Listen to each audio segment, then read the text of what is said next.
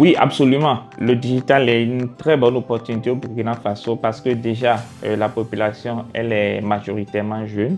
Et qui dit jeune dit recherche d'emploi, recherche d'opportunités, business et tout. Et aujourd'hui, nous savons que le digital permet de toucher des millions et des millions de personnes en un instant. Et donc, le digital est une très bonne opportunité pour les jeunes pour pouvoir générer des revenus, trouver du boulot, améliorer leur image, bâtir une carrière, etc. Sauf qu'au Burkina, voilà, actuellement, quand on parle du digital, les gens voient beaucoup plus Facebook et TikTok. Voilà. Et les gens n'exploitent pas le digital au vrai potentiel de ce qu'il faut. Donc oui, le digital est une très bonne opportunité pour le Burkina.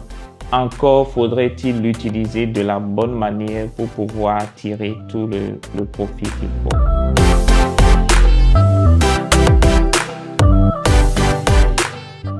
Alors, un coach et un charlatan, j'aime bien cette question parce que un coach, c'est quelqu'un qui a déjà traversé le chemin et qui est déjà passé et qui est déjà là où vous voulez aller. Un charlatan, c'est quelqu'un qui ira sur Internet glaner les conseils par-ci, par-là, sur Google et tout, glaner les conseils par-ci, par-là et vous vendre de l'information. Un coach va vous partager plutôt son expérience, va vous prendre par la main et va vous faire traverser le chemin ensemble. Voilà, un charlatan ne fera pas ça, il va juste se contenter de vous donner des conseils généraux, des conseils qu'on trouve sur Internet. Et un coach sera beaucoup plus axé sur votre transformation, sur votre réussite, là où un charlatan sera juste axé sur l'argent, les revenus, les gains, le fait de payer et se débarrasser de vous. Donc le coach sera axé sur l'humain que vous êtes, pour vous permettre de vous développer vraiment, d'atteindre vos objectifs, là où le charlatan juste va se contenter de vous vendre de l'information généraliste et vous laisser vous débrouiller par vous-même.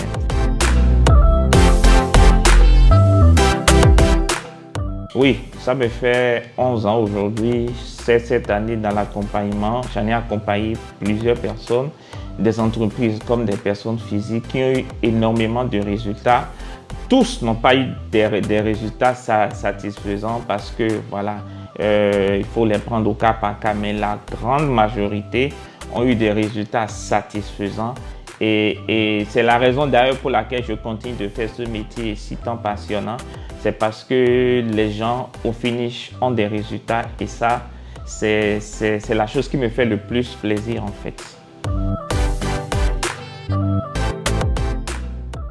Sans hésiter les femmes. Sans hésiter les femmes. Parce que le problème des hommes, pour la petite expérience que j'ai, le problème des hommes c'est leur ego. L'ego des hommes qui les empêche de se remettre en question, qui les empêche d'avoir faim et soif de réussite. Les femmes ont cette humilité-là, ont cette flexibilité de se remettre en question, d'apprendre et pour pouvoir s'en sortir. Donc elles ont cette prédisposition naturelle de pouvoir réussir dans le business que les hommes n'ont pas forcément.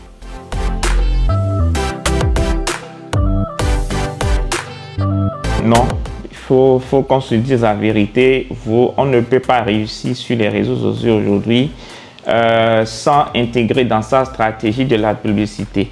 Alors, la publicité ne doit pas faire partie de la majeure partie de la stratégie, non.